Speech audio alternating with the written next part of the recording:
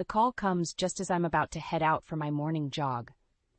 Theo's voice on the other end of the line is calm, almost nonchalant, as if he's informing me about the weather. Lillian feels the empty nest at home. She's moving in next week. I nearly drop my phone. Excuse me, when was this decided? Last night.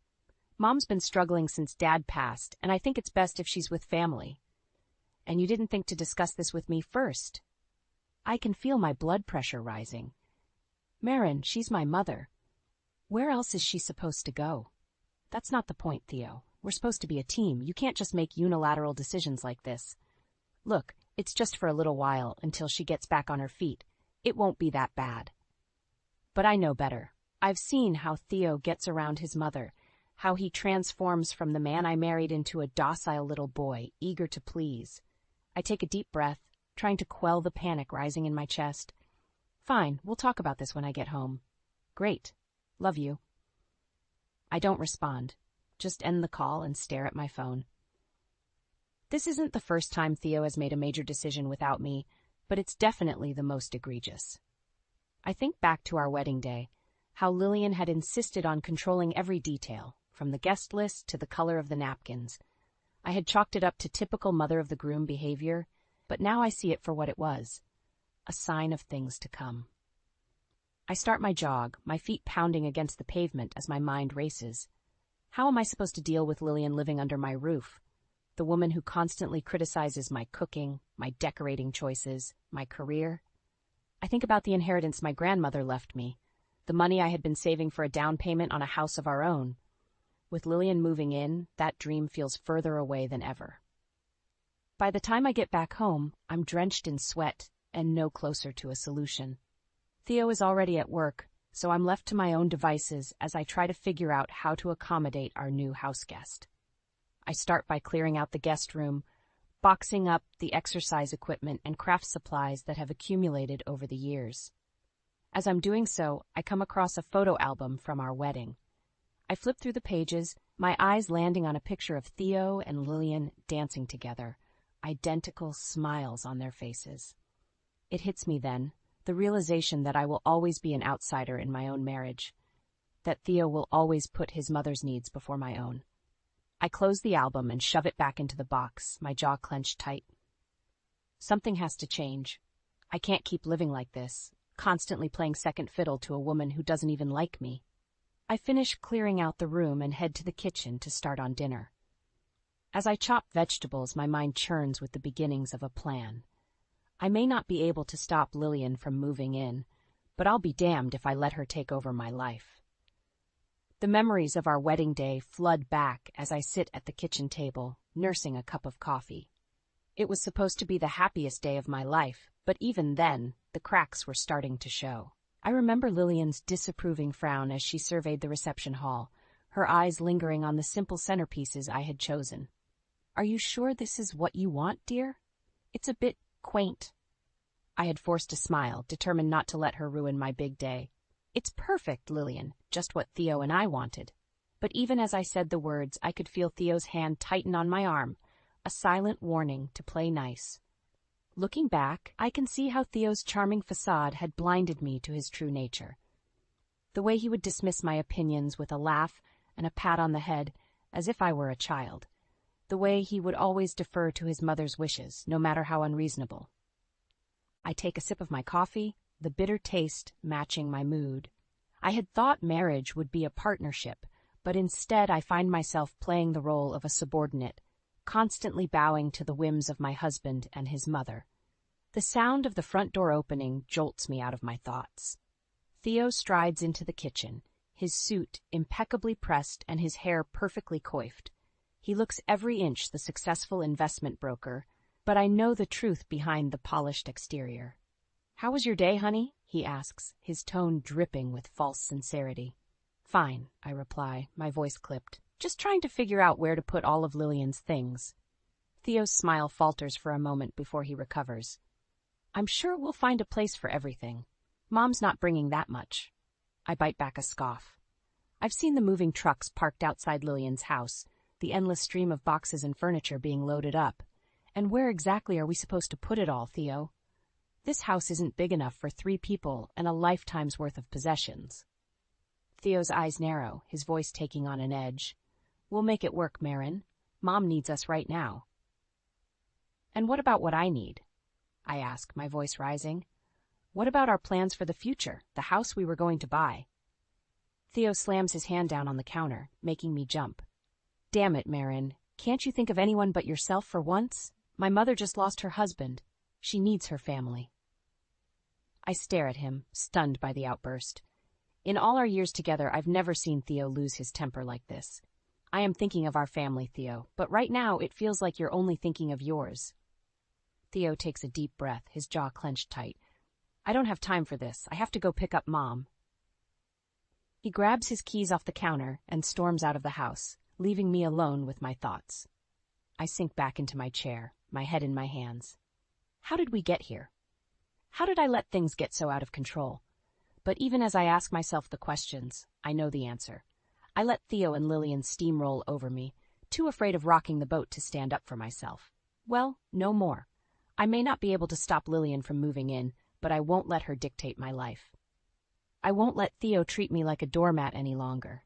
I take a deep breath and stand up, my resolve hardening with each passing second.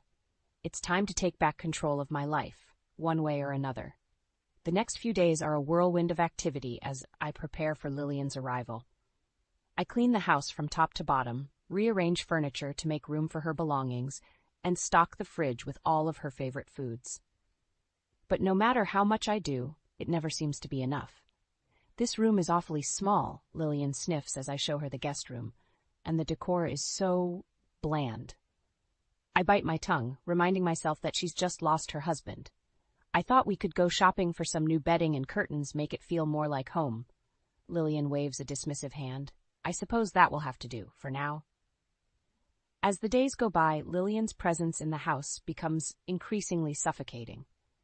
She criticizes everything from the way I load the dishwasher to the way I fold the towels. She rearranges my kitchen cabinets and moves my furniture without asking. But the final straw comes when I overhear her talking to Theo one evening. Really, Theodore, I don't know how you stand it, she says, her voice dripping with disdain. Living in this tiny house with a wife who can't even keep it properly decorated.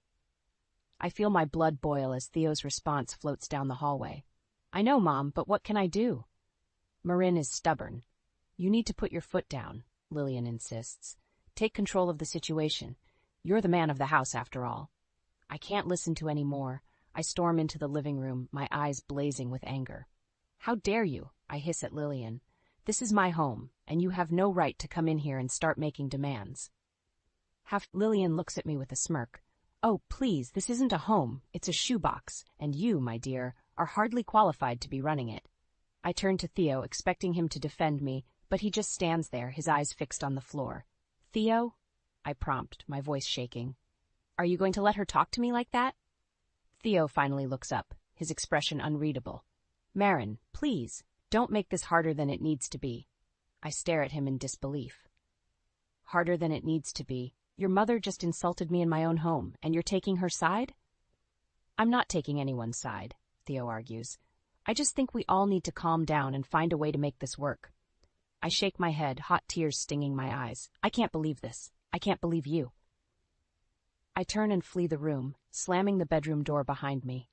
I sink down onto the bed, my body shaking with sobs. How did I let things get this bad? How did I let Theo and Lillian walk all over me for so long? But even as I wallow in self-pity, a small voice in the back of my mind whispers that it's not too late, that I can still take back control of my life. I think of the inheritance my grandmother left me, the money I had been saving for our future. I think of how Theo had promised we would use it to buy a house of our own, start a family. But now, with Lillian living under our roof and Theo catering to her every whim, that future seems further away than ever. I wipe my eyes and take a deep breath, my resolve hardening. I won't let them take that away from me. I won't let them dictate how I live my life.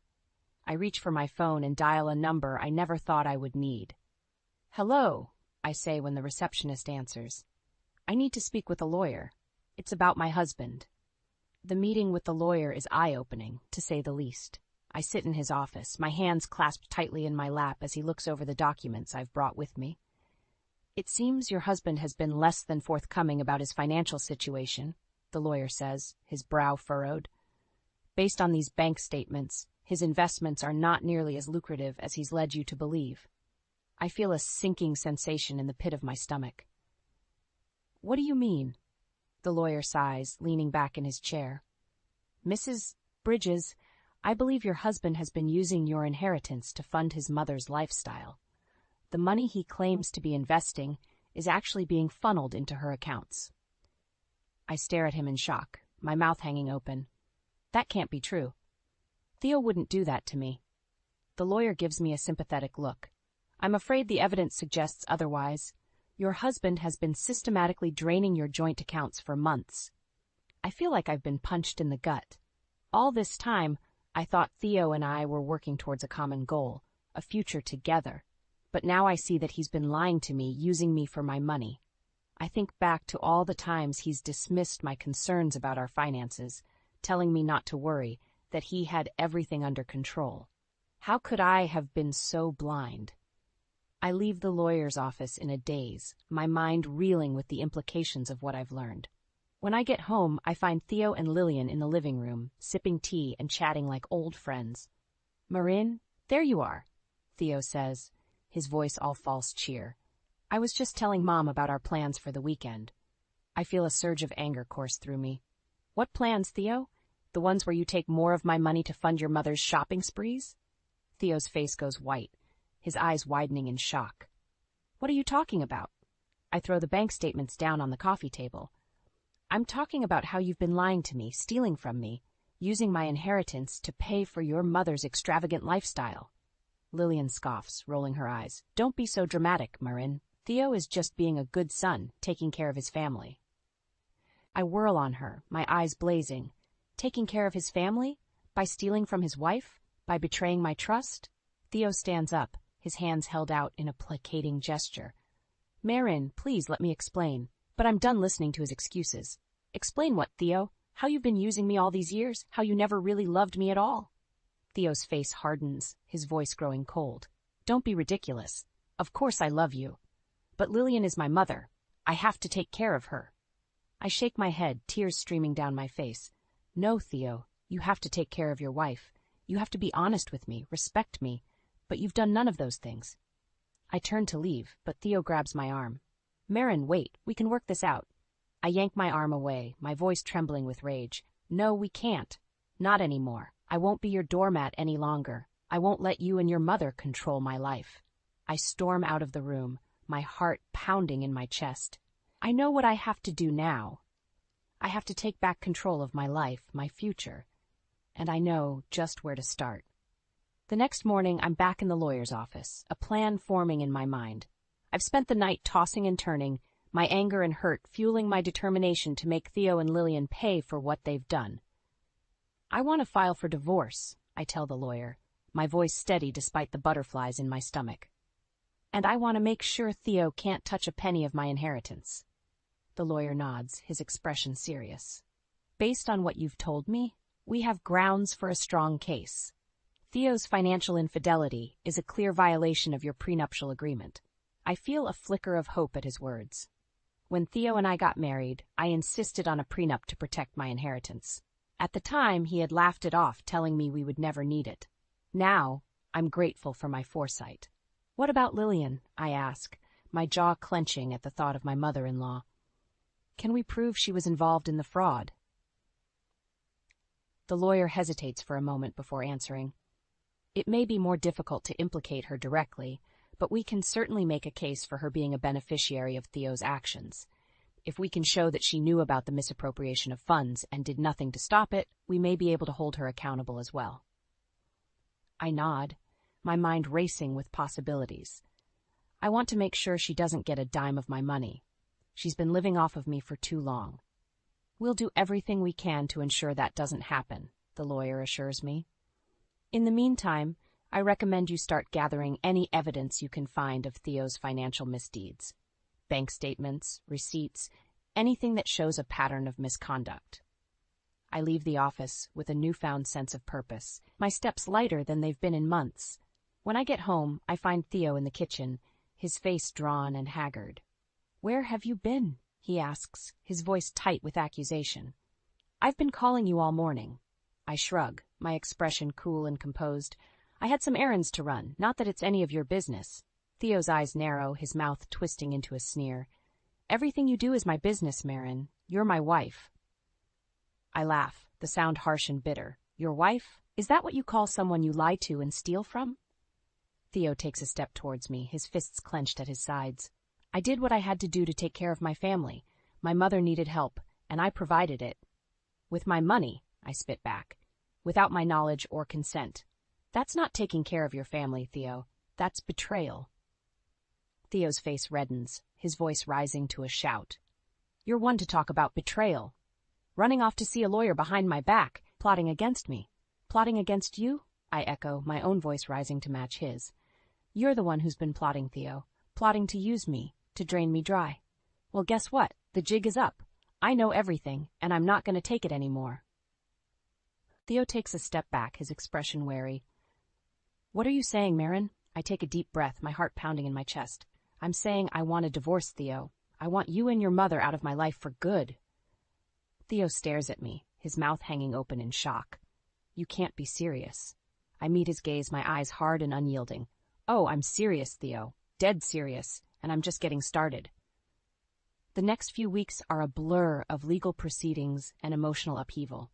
Theo tries to contest the divorce, but the evidence against him is overwhelming. The bank statements, the receipts, the email trails, all of it paints a clear picture of his deceit and betrayal. Lillian, of course, takes Theo's side, painting me as a vindictive shrew out to destroy her precious son. She even has the audacity to show up at my office, demanding to speak with me. "How dare you do this to my boy?" she hisses, her eyes narrowed in fury. "After everything he's done for you, this is how you repay him?" I stare at her in disbelief, my anger rising to a boil. "Everything he's done for me? You mean like stealing my money and lying to my face? Like using me as his own personal ATM?" Lillian scoffs, waving a dismissive hand. "Oh, please. Theo was just taking care of his family like a good son should. If you were any kind of wife, you would understand that." I take a deep breath, trying to calm the rage swirling inside me. "Lillian, I am a good wife, but I'm not a doormat. I won't stand by and let you and Theo walk all over me anymore." Lillian's face twists into an ugly sneer.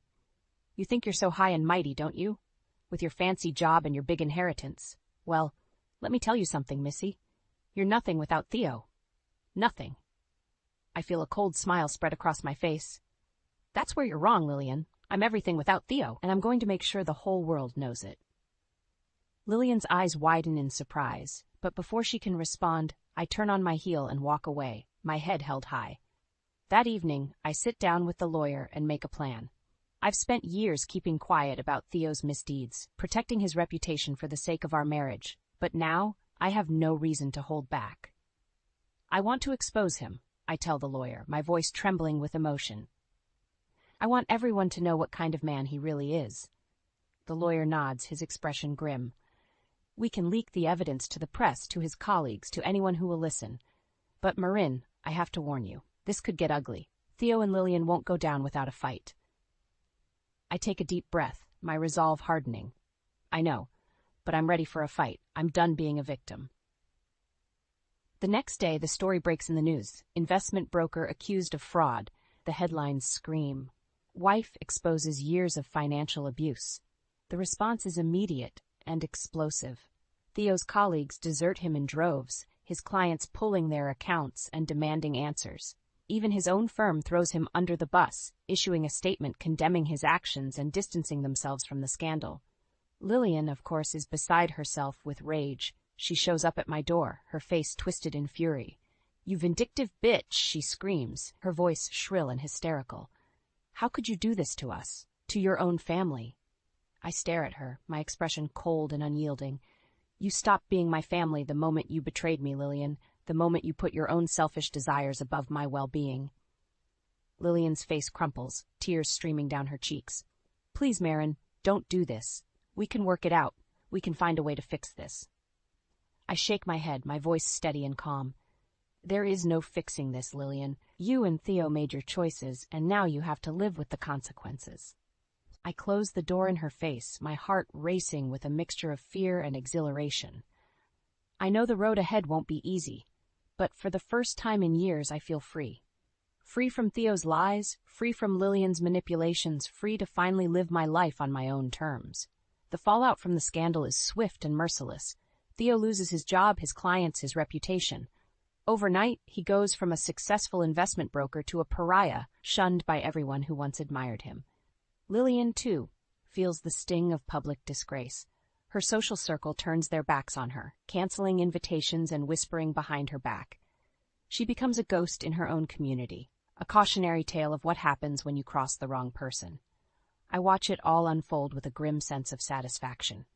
After years of being under Theo and Lillian's thumb, it feels good to finally be the one in control.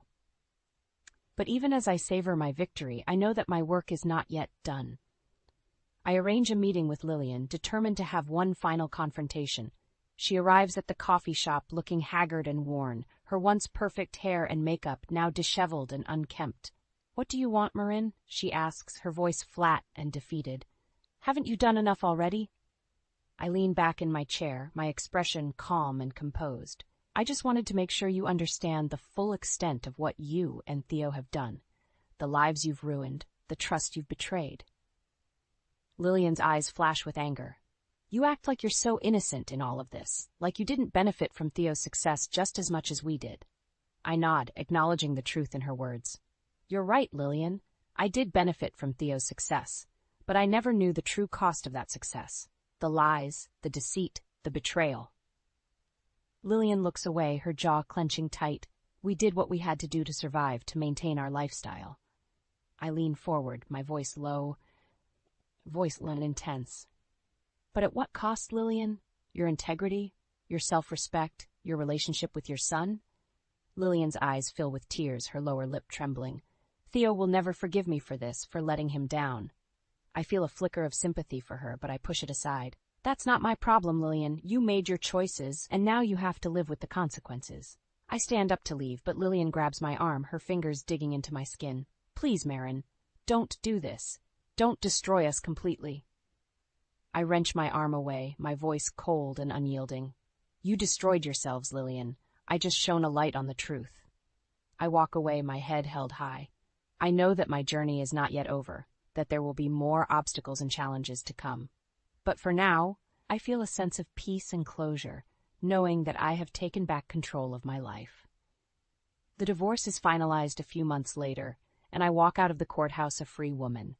Theo and Lillian are left to pick up the pieces of their shattered lives, their once enviable lifestyle, now nothing more than a distant memory. As for me, I focus on rebuilding my own life. I throw myself into my work, determined to succeed on my own terms. I surround myself with friends and family who love and support me, who appreciate me for who I am, not what I can do for them. And slowly but surely, I begin to heal.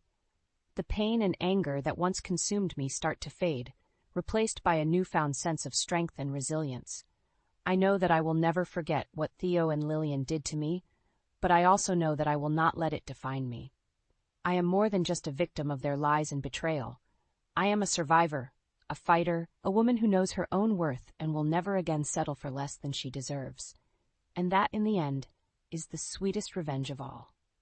Life after the divorce is a strange and unfamiliar landscape. For so long, my identity was tied up in being Theo's wife, in playing the role of the dutiful spouse and daughter-in-law. Now I find myself adrift, unsure of who I am or what I want. But even as I struggle to find my footing, I take solace in the fact that Theo and Lillian are struggling even more. Everywhere they go, they are met with whispers and stares, with people who once fawned over them, now turning their backs in disgust. I hear through the grapevine that Theo has been blacklisted from every major investment firm in the city, his once sterling reputation now forever tarnished. Lillian, too, has become a social pariah, shunned by the very people she once looked down upon. Part of me feels a twisted sense of satisfaction at their downfall.